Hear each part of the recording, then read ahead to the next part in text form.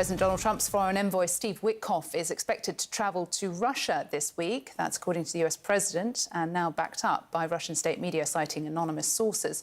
If Witkoff visits midweek, it would come just ahead of Trump's Friday deadline for Russian President Vladimir Putin to agree to a ceasefire deal with Ukraine.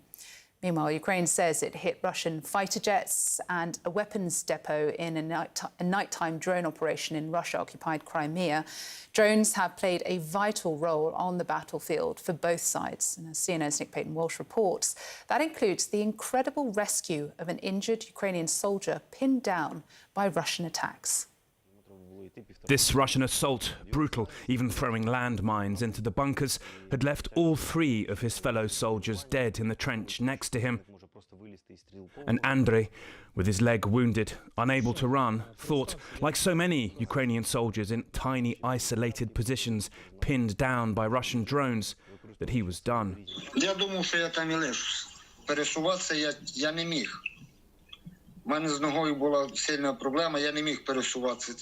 But back at his command bunker, watching on drones, they had an idea. Maybe Andriy had the strength to cycle out. So they attached an electric bicycle to a drone like this, moving it slowly, perilously in pieces to the front. It was dropped to Andriy whole, and then, remarkably, he cycled out. Я думав, або пан, або пропав, або доїду, або не доїду. Я вже просто їхав в одну сторону. Що буде, то буде.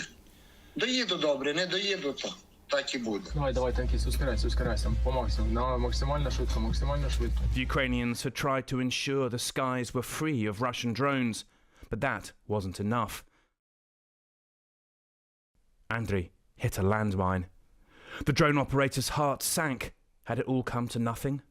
But then this tiny figure emerged, limping out of the smoke, somehow alive, walking on, his bandaged leg visible. Трохи чоло було зачепило, там колесо розірвало, вилку відірвало.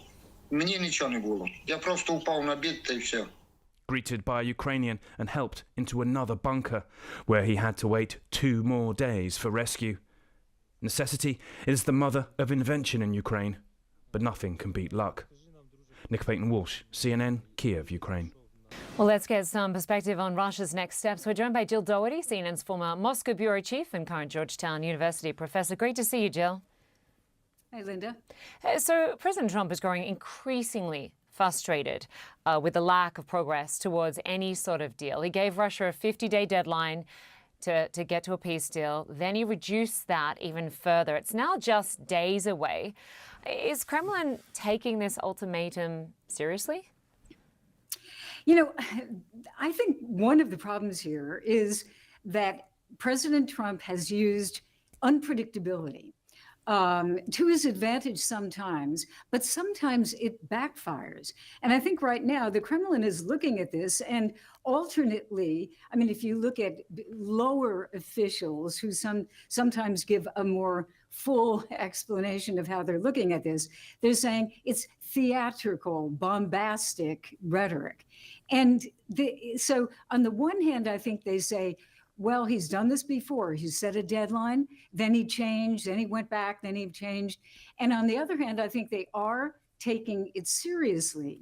But the point, Linda, here is what is serious? If you look at the 2 threats, tariffs on Russia mean almost nothing because the United States essentially does not really do much trade at all with Russia. So that's really not effective. Number 2, these secondary tariffs, as Nick was talking about, on India and China. India and China at this point are indicating that they're just kind of going to go ahead and try to do what they think is in their interest, which is, at this point as they perceive it, continuing to get energy from Russia.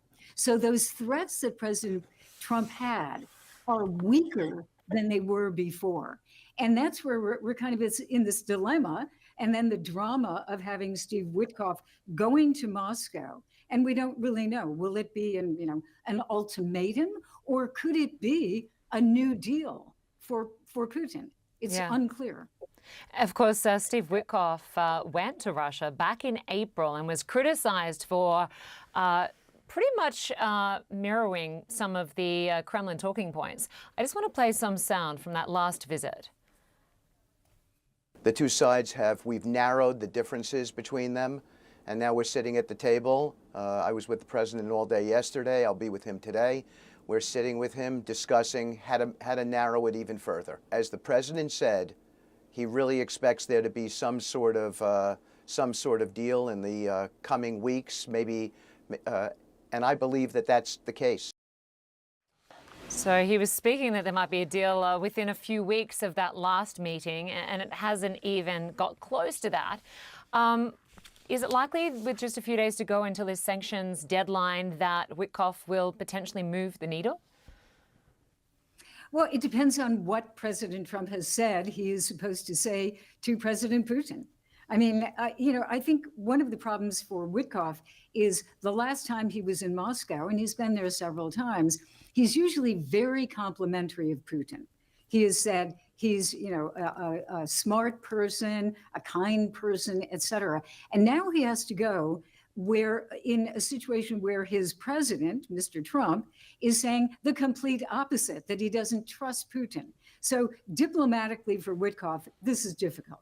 But the Russians understand that. Witkoff is a messenger. So what is Trump thinking today? What's the message? And that's what the Kremlin will have to be prepared for. It could be more pressure, or it could be something else. There's a lot of unpredictability here. And Trump is finally conceding that Russia is pretty good at dodging sanctions, as you have also noted. Can the US actually close the loopholes, especially when it comes to oil? It's very, very difficult, Linda. There are a lot of ways, and I think President Trump was correct. There are a lot of ways and loopholes that can be used. There are a lot of indirect ways of selling oil, selling energy, getting money, evading sanctions. I mean, that is what Russia does. They are sanction busters because they feel that that is in their interest. And so it's extremely hard. But I think secondary sanctions, if they were carried out, could be effective. But again, you have this change or maybe lack of change from China and India, who say, we need the oil, we're going to continue to buy it. And of course, Ukraine's leader Zelensky has repeatedly said that he wants direct talks with Vladimir Putin. Is he likely to get them? Well, now that's another wrinkle, because that is one indication that's coming from the Kremlin that, yes, President Putin could be open to a direct meeting. However, and that's a big however, there would have to be preparation and agreements and things before that would happen. So in other words, everything is open at this point. But in the same breath, and this is, I think, the bottom line, Putin has said that he is going to prosecute this war to the point that he wanted to, 3.5 to 4 years ago, achieve. And he insists he's going to stick with that goal. So what does President Trump do to jar that, move it? So far, nothing has worked. And Jill, in the midst of our conversation, President Trump has just taken to social media about this issue, saying India is not only buying massive amounts of Russian oil, they are then, for much of the oil purchase, selling it on the open market for big profits. They don't care how many people in Ukraine are being killed by the Russian war machine. Because of this, I will be substantially raising the tariff paid by India to the USA. Thank you for your attention to this matter, President D.J. Trump. So we will continue to see how this plays out over the coming days in the lead up to that meeting when Steve Witkoff goes to Moscow. Jill Doherty, we'll leave it there for now, but thanks so much. Thank you.